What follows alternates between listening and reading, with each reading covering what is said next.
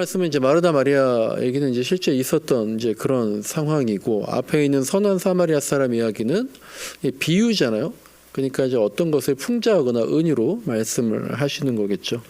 오늘 설교 제목은요, 원래 가서 너도 이와 같이 하라 이런 거였는데, 소고기 무국밥 같은 예배라는 제목으로 어저께 바꿨는데, 원래 이제 오늘 점심이 구지사님 아마 샌드위치 하시려고 이제 준비하시려고 하니까, 제가 그 얘기 듣고 이제 오늘 애들도 이제 밖에 나가고 하니까 사람 많지 않으니까 그냥 간단하게 라면을 끓여 먹읍시다. 그래서 제가 라면을 끓이겠다. 그렇게 이제 말씀을 드렸었는데, 지난번에 이제 제가 한번 김치라면을 끓였더니 다들 별로라고들 하셔서, 이번엔 대파라면을 끓여보자. 그래서 어저께 오전에 대파를 싸가지고 이제 아내한테 가져다 주고 오는 길에 오늘 이 집사님이 소고기 무국밥 하시기로 했다고 연락을 받았어요. 근데 제가 이제 소고기 무국밥을 오늘 먹는다고 하니까 갑자기 기분이 되게 좋아지더라고요. 우리가 농담처럼 얘기하지만 정말 교회에서 같이 점심 먹는 게 정말 너무 기분 좋은 행복한 일과가 된 것 같아요. 그래서 오늘은 예배에 관한 설교를 하려는데, 우리가 소고기 무국밥 같은 예배라고, 예배를 드릴 때 제가 어저께 느꼈던, 예배를 드린다고 하니까 마치 소고기 무국밥 먹는다고 할 때 느꼈던 그 기분처럼 좋아지고 좀 설레이고 그런 느낌이 있으면 좋겠다라고 해서 제목을 그냥 그렇게 한 거고요. 제가 이제 개척 우리가 하고 처음에 예배에 관한 설교를 한동안 하면서 예배의 정의가 뭔지, 예배가 뭐냐 이 얘기 좀 많이 했던 기억이 있습니다. 예배가 뭐냐라고 했을 때 예배의 정의, 제가 그래서 이제 우리가 예배의 기원이라 그래서 앞부분에 제가 예배 시작할 때 잠깐 기도하잖아요. 그때에도 그 단어를 많이 갖다 붙이는데요. 예배가 뭐냐라고 하면 우리가 다 아는 것도 같고 모르는 것 같기도 하고, 우리가 눈에 보이는 예배를 지난주에도 드렸고 오늘도 이렇게 드리고 있지만 정작 딱 한 가지로 답하기가 어려우니까 이거 하나 기억하고 있읍시다 라고 말씀드렸던 것, 그게 바로 예배란 부르심에 대한 응답이다. 부르심에 대한 응답, 이렇게 기억하고 여기서부터 말을 시작하자. 이게 제 생각이 아니라 여러 신학자들이 정리한 그런 개념인데요. 하나님 부르심에, 하나님 말씀에 응답하는 게 예배다. 그러니까 우리가 지난주에 예배를 드렸으면, 지난주에 예배 드렸어요? 네, 교회 갔다 왔어요. 이게 아니라, 거기서 그치는 게 아니라 지난주 이 공간에서 들은 하나님 말씀, 또 이 공간에서 들은 만난 하나님, 그 하나님께 우리가 응답하는, 즉 적용하고 변화하는 것 전체가 다 예배다. 그러니까 우리가 지난주 예배 때 제목이 이랬거든요. 질투와 견제와 욕심이라는 갈급함. 이런 주제로 민수기 말씀을 나눴었는데, 그러면 그 말씀을 통해서 그 말씀 때문에 기쁠 수도 있고요, 감사할 수도 있고요, 또 어쩔 때는 질문이 생기고 찔릴 수도 있는, 고민이 생기는 거, 그런 게 바로 응답이다라는 거죠. 그러니까 우리가 질투, 견제, 욕심 이런 게 꼭 나쁜 게 아니라 간절함이라는 것이 그렇게 표현될 수 있다. 그런데 그 간절함을 사람에게 표시하고 사람에게 내색하다 보면 그게 질투나 욕심, 그렇게 견제하는 걸로 보일 수 있으니까 하나님께 그 간절함을 내 갈급함이라는 것으로 표현하자, 그런 말씀을 들었는데, 그래서 그런 배움을 얻었다면 그걸 내 삶에 적용하는 게 그게 예배다라고 하는 거죠. 그러니까 예배가 삶입니다. 삶이 예배입니다. 그런 얘기가 나오는 겁니다. 그러니까 이제 오늘도요, 이 예배 시간에 하나님 말씀을 듣는다고 하면, 우리가 설교를 통해서 말씀을 듣는다고 하면, 오늘 본문 말씀인 선한 사마리아인의 비유를 통해서 나는 어떻게 응답할 것인가. 네. 훌륭하십니다. 네. 피곤하실 텐데. 이 선한 사마리아 사람, 이 비유를 통해서 나는 어떻게 응답할 것인가. 나는 어떻게 응답할 것인가. 37절에 나와 있는 예수님 말씀, 가서 너도 이와 같이 하라. 그 말씀에 내가 응답하느냐 안 하느냐. 나도 이렇게 했는데 기뻐하느냐 안 하느냐, 아니면 이게 정말 가능할까 고민과 찔림이 있느냐 없느냐, 그런 응답이 있는가 없는가가 내가 오늘 예배를 드렸는가 안 드렸는가 이걸 판단하게 한다는 겁니다. 그리고 이제 42절에 두 번째 말씀 마르다 마리아가 있잖아요. 거기에서처럼 몇 가지만 하든지 혹은 한 가지만이라도 족하다 그 한 가지를 뺏지 마라 하는 예수님 말씀, 그것에 내가 응답하느냐 안 하느냐가 내가 오늘 예배를 드렸는지 안 드렸는지 그것을 결정하는 거다라는 겁니다. 내가 오늘 나도 그처럼 해야지, 나도 그렇게 하지 말아야지, 그런 떨림이 있다라면 그게 바로 어저께 제가 느꼈던 소고기 무국밥 참 먹고 싶다라고 하는 설렘, 기대, 그런 설렘과 기대가 삶에서 계속될 때 예배가 될 수 있다는 거죠.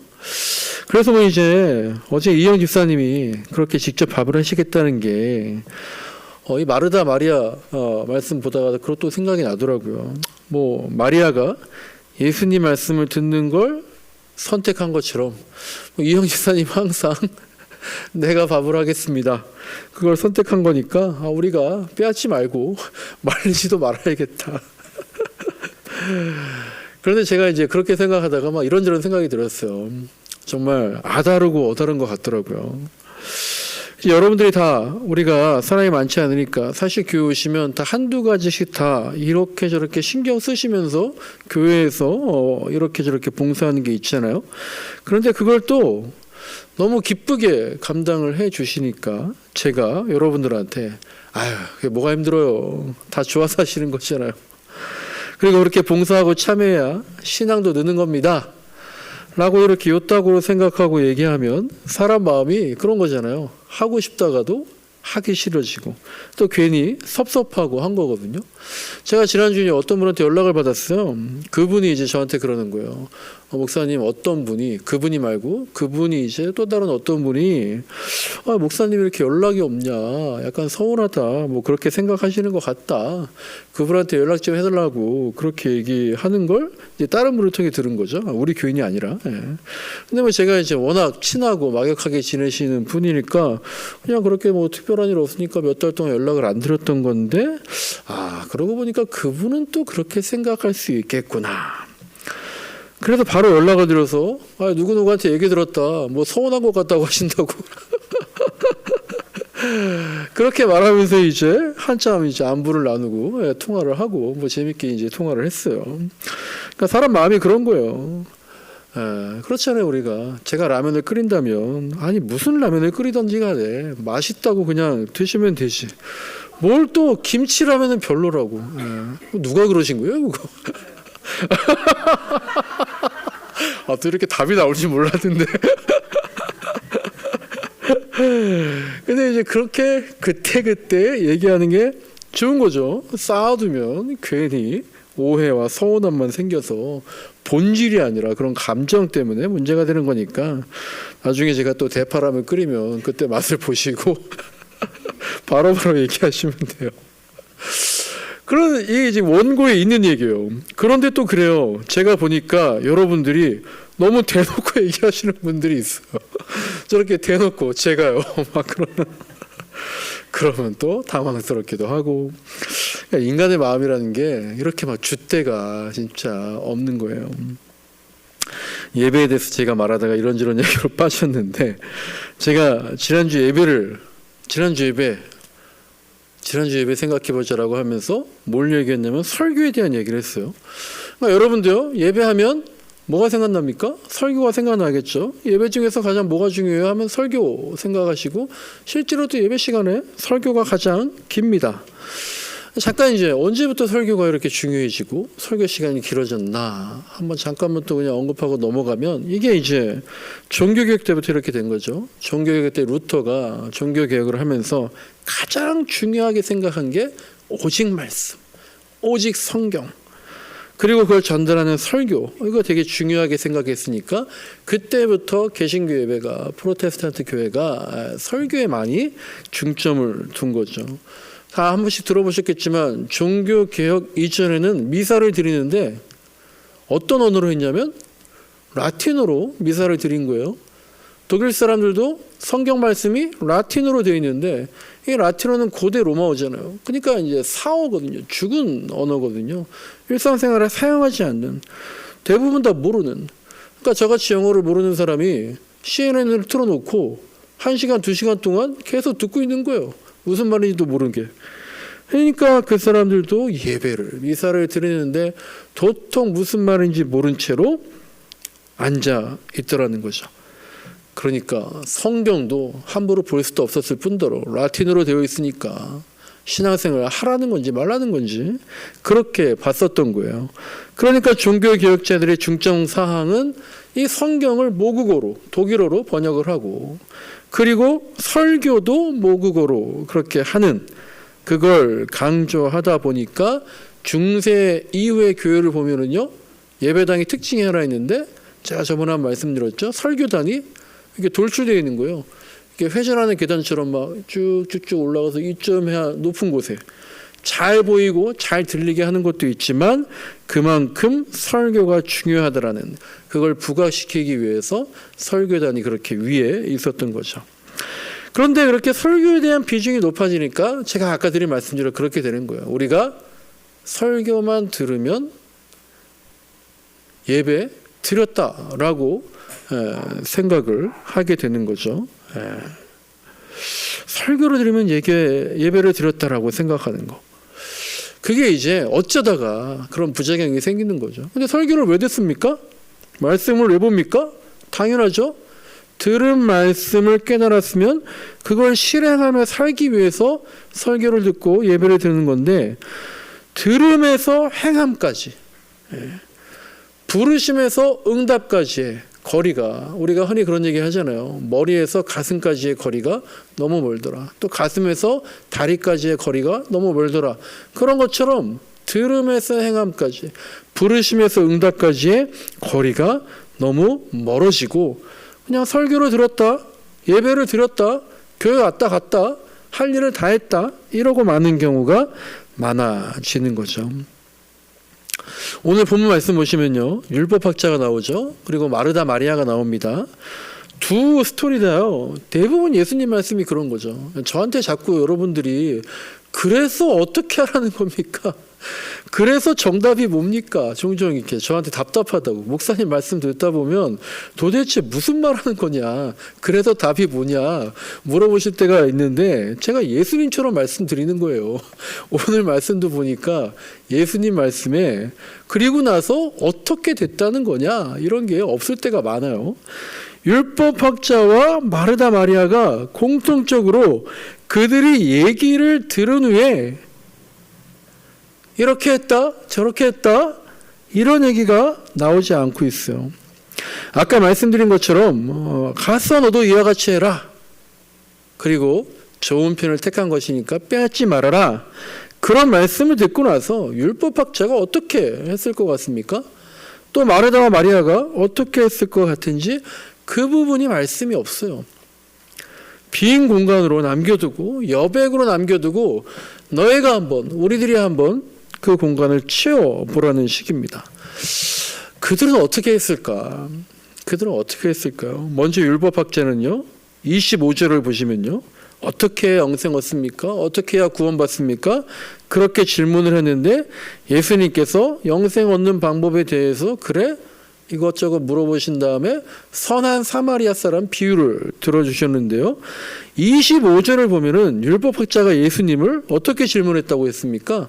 시험하는 목적으로 질문하고, 29절에 보니까 율법학자가 자기를 옳게 보이려고 했다는 것을 보니까, 이런 걸로 추론을 해볼 때 아마도 율법학자는 예수님 말씀하신 대로 가서 너도 이와 같이 하라, 선한 사마리아 사람처럼 해라, 그렇게 안 했을 것 같아요. 그러니까 그냥 저의 추론 생각이죠. 그러니까 예수님 말씀에, 예수님 부르심에 뭘 안 한 거예요. 만약에 하지 않았다면 응답하지 않은 거예요. 그리고 예수님 말씀을 들으면요, 우리가 이제 선한 사마리아 사람이 비유 유명해서 많이 들어보셨을 텐데, 주로 그런 생각을 하잖아요. 선한 사마리아 사람은 대단하고 31절에 나오는 제사장, 레위인은 아주 못된 사람들처럼 보이지만 또 그런 얘기 들어보셨죠? 이 사람들은 지금 제사장이나 레위인이 강도 만난 사람 도와주고 그 사람을 만지고 그 사람을 이렇게 세우고 하는 것 자체로도 어떻게 되는 거예요? 더러워지는 거예요. 부정해지는 거예요. 민수기 19장에 보면은요, 시체를 만진 사람은 어떻게 하라고 그랬어요? 일주일 동안 격리해라. 왜요? 더럽기 때문에, 부정하기 때문에 우리 코로나 격리했던 것처럼 격리해서 깨끗함을 받고 나와야 된다 그랬거든요. 근데 제사장이나 레위인들, 쉽게 생각해서 목사와 같은 사람들이 부정하면 자기의 직무, 책임, 목회를 할 수 없이 일주일 동안 격리해야 된다라는 거죠. 그러니까 이 제사장과 레위인들이 부정해지지 않으려고 이 강도 맞는 사람이 죽었을 거라고 생각하고 시체라고 생각하고 살아있는지 아닌지 만져보지도 못한 그런 상황은 있었다는 겁니다. 그런데 여기서 또 한 번 생각해야 될 게 뭐냐면요, 30절을 보시면 이 강도 맞는 사람이 어디에서 어디로 가는 중이었다고 했습니까? 예루살렘에서 여리고로. 그리고 31절을 보면 제사장도 내려가다가 같은 방향으로 내려갔다는 거예요. 예루살렘에서 여리고로. 그러니까 이 제사장도 레위인도요, 예루살렘에서 여리고로 가고 있었던 거예요. 그 말은 뭐냐면은요, 예루살렘 성전, 거기에서 제사 드리는 자기들의 목회적 임무를 마치고 끝내고, 당시에 제사장들, 레위인들 모여있던 집성천이 여리고였다는데 그 여리고로 돌아가는 길에, 즉 집으로 가는 길이었다는 거예요. 그러니까 아까 제가 뭐라고 그랬습니까? 제사장, 레위인들은 자기들 직무, 제사를 집례하는 책임이 있기 때문에 부정하면 안 된다고 했는데 사실은 그 직무를 다 끝내고 집으로 돌아가는 길이었다라는 거예요. 그러니까 또 변명할 수 없는 상황이 생기는 거예요. 우리가 코로나 격리했을 때 한번 생각해 보면 내가 나가서 출근하지 못하면 괜히 미안하고 또 나중에 그 밀렸던 일을 한꺼번에 하는 거니까 힘드니까 그런 면들이 어려웠었던 건데, 지금 레위인 제사장들 일 때문에 그런 게 아니라 이제 다 일을 마치고 돌아가서 쉬어야 되는데 격리를 하게 될까 봐 아예 눈길을 주지 않았다라는 겁니다.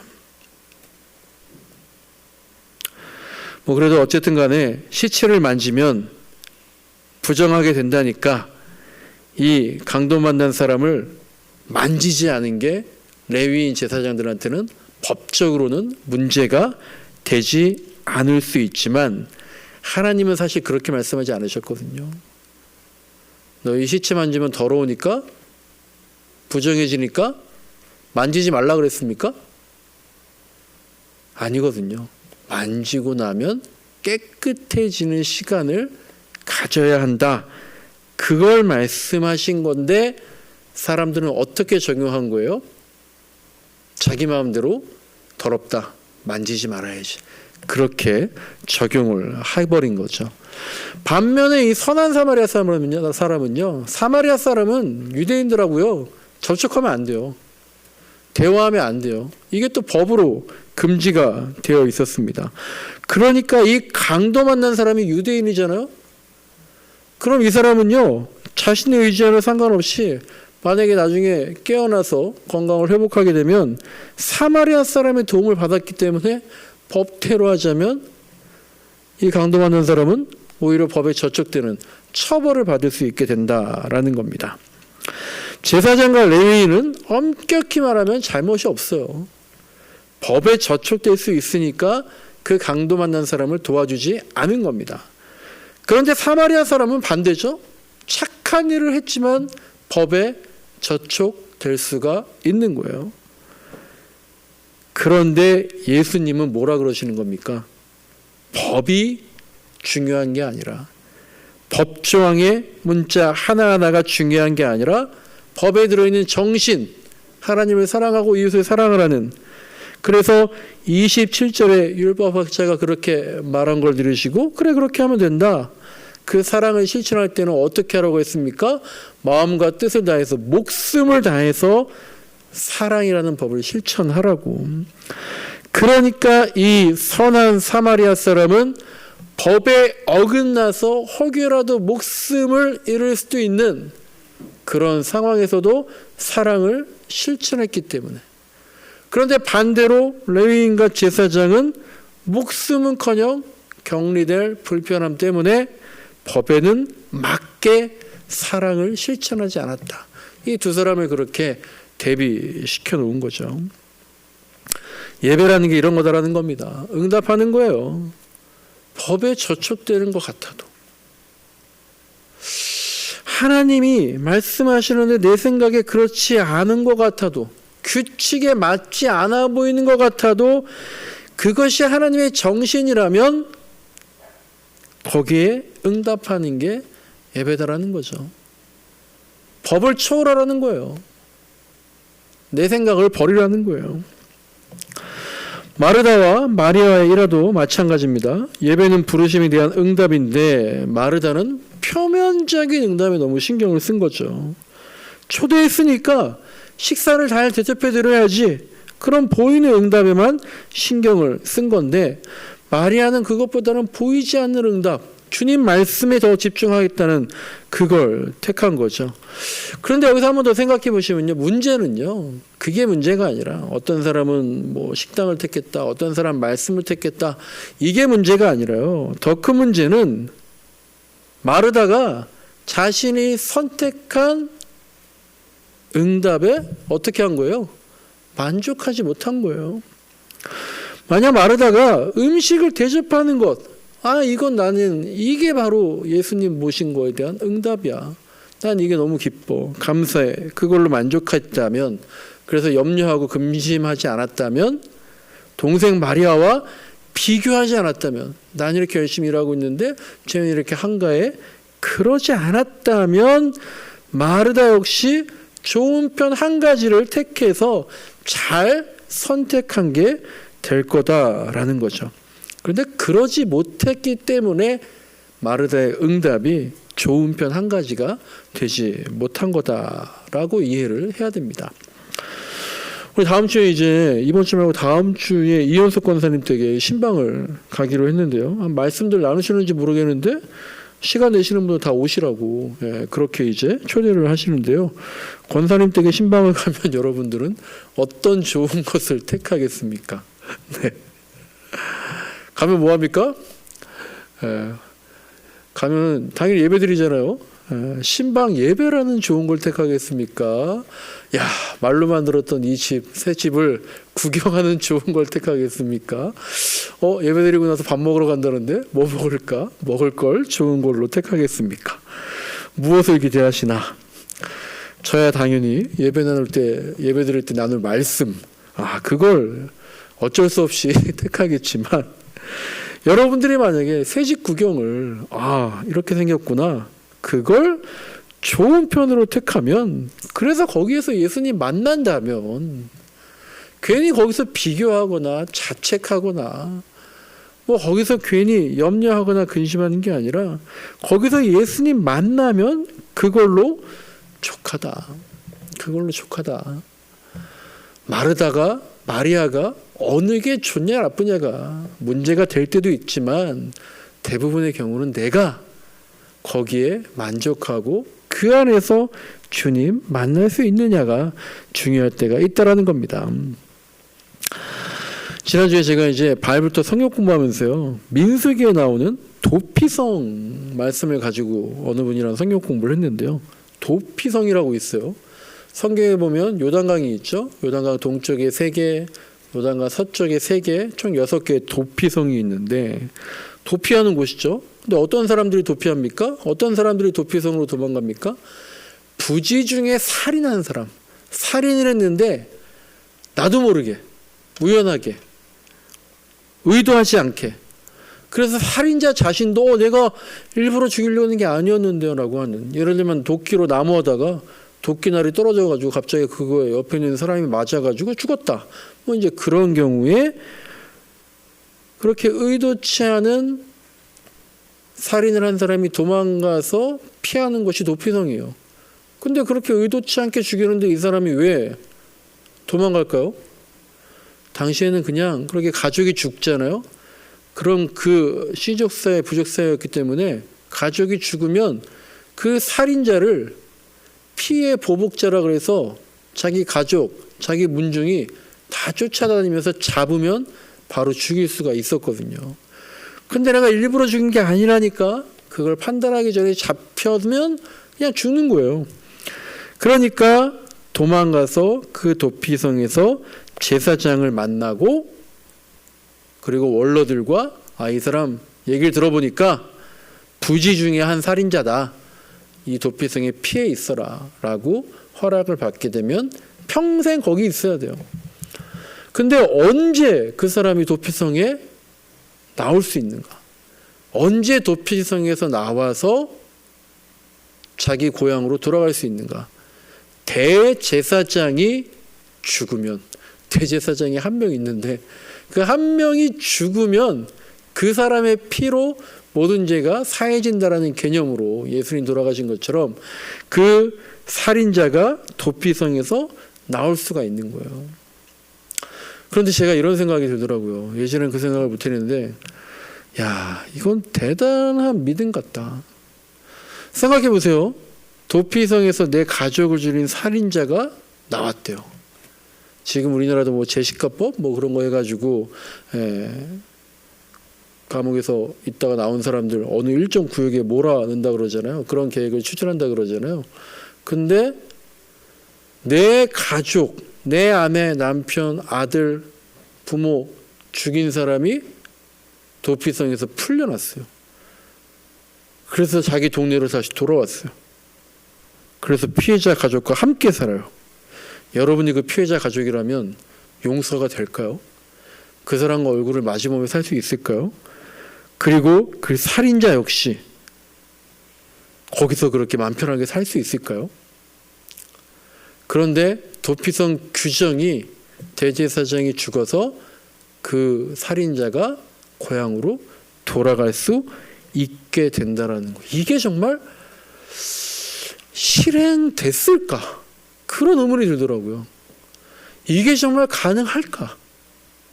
나라면 그 살인자 같이 살 수 있었을까? 내가 만약 그 부지 중에 살인자라면 무섭고 두려워서 자기 고향 마을로 내가 죽인 사람들이 살고 있는 그 가족이 살고 있는 곳에 돌아갈 수 있었을까? 그게 믿음인 것 같더라고요. 하나님이 그렇게 하라고 하셨으니까 그걸 믿고 가는 거예요. 그걸 믿고 받아들이는 거예요. 말씀을 정리합니다. 우리가 믿음이 있습니다. 우리가 예배를 드립니다. 믿음이 있다는 건요, 하나님이 지켜보신다. 내 삶에서 어떻게 예배하는지 하나님이 지켜보신다라는 걸 인정하는 겁니다. 예배를 드린다는 건요, 무시하지 않고 대답을 피하지 않고 응답한다는 겁니다. 살인자가 와도 주님 말씀 따르겠습니다. 환대하겠습니다. 같이 살겠습니다. 그렇게 응답한다는 거죠. 그게 때로는 너무 힘들고 인정할 수 없고 의무감 때문에 어렵더라도 응답한다는 것에 너무 짓눌려 있을 때라도 그런데 그것을 믿음으로 극복할 수 있다라는 거죠. 우리가 율법과 의무라고만 주일이니까 한 주일에 일요일은 예배드려야지 그냥 해야 된다라고만 혹은 레위나 제사장처럼 내 마음대로 해석하고 적용하면 예배가요 그렇게 기쁨이 또 변화가 되지 않을 때가 많다라는 거예요. 좀 생뚱맞지만 제가 어저께 소고기 묵국밥 한다 그래서 되게 재밌고 설레고 맛있겠다 먹고 싶다 그런 생각이 드는 것처럼 예배와 믿음이 정말로 우리를 살릴 수 있구나. 어떤 의미감이나 습관이 아니라 나를 정말 자유하게 해줄 수 있구나. 정말 예배드리니 살 것 같습니다. 우리가 그냥 습관적으로 인사하는 거지만 이 인사말이 정말로 내 삶에서 이게 예배구나. 내가 지금 교회에 있지 않지만 이게 예배라는 거고 그러니까 내가 살 것 같구나 라는 그런 평안함을 느끼게 된다면, 그래서 내가 어디 있든지 간에 삶이 예배가 되고 예배가 삶이 되고 노동이 기도가 되고 기도가 노동이 되고 예배드리는 마음으로 사니까 정말 살 것 같은 그런 자유함 안에서 참된 응답하는 삶을 살 수 있는, 그래서 그냥 교회 왔다 가는 게 아니라 내 삶이 변하는 생명력 있는 예배의 삶을 살 수 있기를 간절히 소망합니다.